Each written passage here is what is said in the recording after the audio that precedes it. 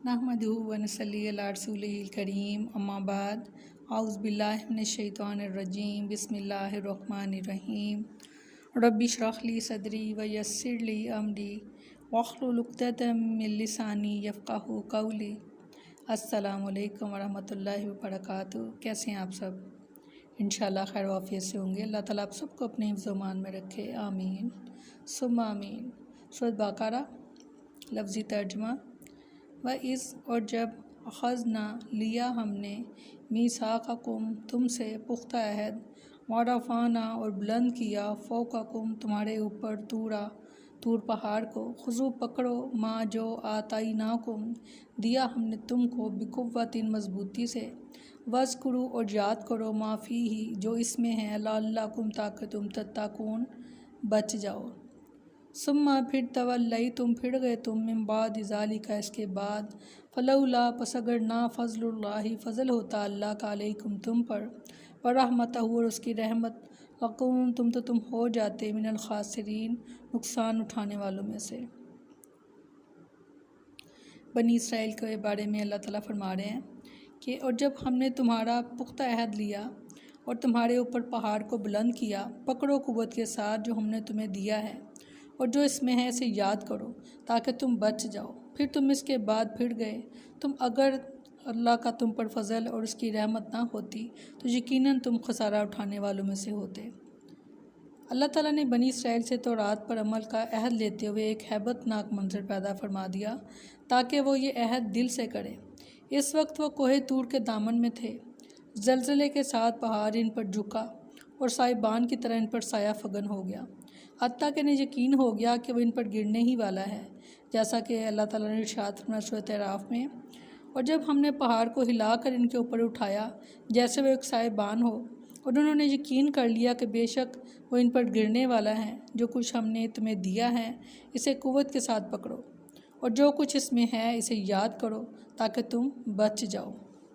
यही हुक्म हमें कुरान के बारे में है कि इसको मज़बूती से पकड़ लें और इसमें जो कुछ है इसको हम याद करें हमारे लिए क्या हलाल है, क्या हराम है, क्या काम हमने किस तरह से करना है, ये मज़बूती के साथ इसको हम पकड़ लें। और उनके ऊपर कोहे तूर को बुलंद किया गया और आज आप देखते हैं कि कैसे कैसे ज़लज़ले आते हैं और इतने ज़्यादा ज़लज़ले होते हैं और इतना खौफ होता है कि अल्लाह की पनाह कि उस वक़्त तो हर इंसान दिल से अल्लाह को पुकारता है, हर इंसान खौफज़दा हो जाता है और अल्लाह को खालिस, अल्लाह के दीन में खालिस होकर अल्लाह को पुकारता है। और जैसे वो वक़्त गुज़र जाता है तो उसके बाद फिर वही दुनिया और वही हम थोड़ी देर के लिए बस याद हमें आता है, उसके बाद फिर भूल जाते हैं और फिर मसरूफ़ हो जाते हैं दुनिया में।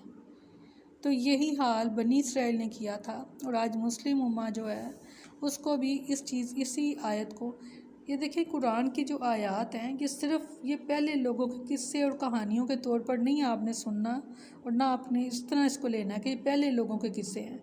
या आप हर आयत को अपने ऊपर लें ताकि हम इससे फ़ायदा उठा सकें, क्योंकि ये अल्लाह ताला का फ़ज़ल और रहमत है अपने बंदों के लिए। और हिकमत अल्लाह ताला की ये है कि जो उसके बंदे हैं वो नाफरमानी से बचें। और कैसे बचेंगे नाफरमानी से? जब तक कि हम कुरान को समझ कर नहीं पढ़ेंगे हमें कैसा पता चलेगा कि हमने कौन सा काम किस तरीके से अंजाम देना है। तो उसके लिए हमें कुरान के साथ जुड़ना पड़ेगा, इसको समझना पड़ेगा और फिर समझ कर इस पर अमल करना पड़ेगा। अल्लाह ताला हम सब की मदद फरमाए। अगली आयत में फरमाया कि इस सारे अहद व पैमान के बाद उन्होंने बहुत सी बातों में तौरात से किनारा कशी इख्तियार की।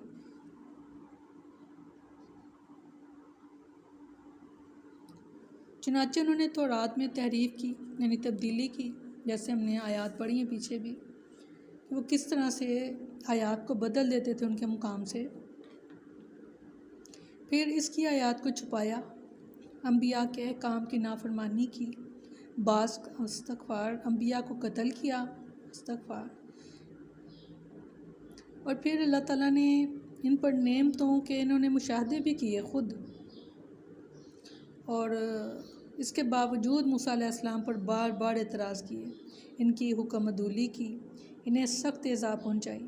ارض مقدس میں داخلے کا حکم ہوا تو صاف انکار کر دیا، حتیٰ کہ موسیٰ علیہ السلام نے خود کو ان نافرمانوں سے الگ کر دینے کی دعا کی، لیکن ان تمام نافرمانیوں کے باوجود فوراً عذاب کے ساتھ اللہ ہلاک کرنے کی بجائے تمہیں توبہ اور استغفار کی مہلت دیتا ہے۔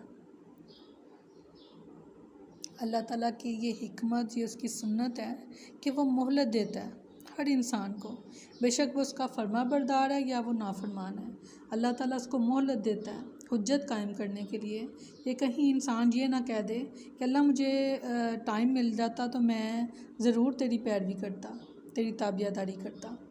اور اب ہم امت محمدیہ صلی اللہ علیہ وسلم کی جو عمریں ہیں وہ بہت کم ہیں، اس لیے ہمیں چھوٹے چھوٹے اعمال کے بہت زیادہ اجر جو ہے اللہ تعالیٰ نے خوشخبریاں جو ہیں ہمیں دی ہیں، اس لیے کہ ہماری عمریں کم ہیں۔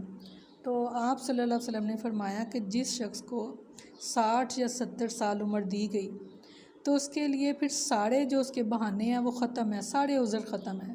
پھر وہ یہ نہیں کہہ سکتا کہ اللہ تعالیٰ مجھے ٹائم نہیں ملا تھا، مجھے وقت نہیں ملا تھا، مجھے وقت ملتا تو میں ضرور تیری عبادت کرتا۔ اس شخص کے تمام حجت ختم، اس کا پر مکمل ہو گئی جس کو 60 یا 70 سال عمر دی گئی اور اس کے بعد اس نے وفات پائی تو وہ اللہ کو راضی نہ کر سکا۔ یہ زندگی جو ہے بہت قیمتی اثاثہ ہمارے پاس، جب تک سانس ہے تب تک ہمارے اعمال ہیں، اور جیسے سانس ختم ہمارے اعمال جو ہیں وہ رک جائیں گے اور پھر ہمیں اس کا اجر جو ہے وہ ملنا شروع ہو جائے گا جو ہم نے آگے بھیجا اپنے ہاتھوں سے۔ اللہ تعالیٰ ہمیں دنیا میں بھی ہماری پردہ پوشی فرمائے اور آخرت میں بھی، اور اپنی رحمت کے سائے میں ہمیں جنت الفردوس میں اعلیٰ مقام عطا فرمائے۔ آمین ثم آمین۔ سبحانک اللہم و بحمدک نشہد ان لا الہ الا انت نستغفرک و نتوب الیک۔ سبحان ربک رب العزۃ عما یصفون وسلام علی المرسلین والحمد للہ رب العالمین۔ السلام علیکم ورحمۃ اللہ وبرکاتہ۔